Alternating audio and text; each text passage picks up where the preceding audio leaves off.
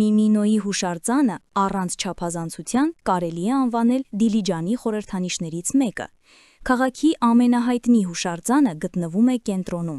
շրջանաձև խաչմերուկում և նվիրված է ոչ պակաս հայտնի սովետական ֆիլմ Միմինոյի հերոսներին՝ Ռուբիկին, Ֆրունզիկ Մկրտչյան, Վալիկոյին, Վախթանգ Կիկաբիձե և Վոլոխովին, Եվգենի Լեոնով։ Հայը, վրացին և ռուսը դիմավորում են քաղաքի հյուրերին շրջանաձև խաչմերուկում, հիշեցնելով հավերժական արժեքների և ընկերության մասին։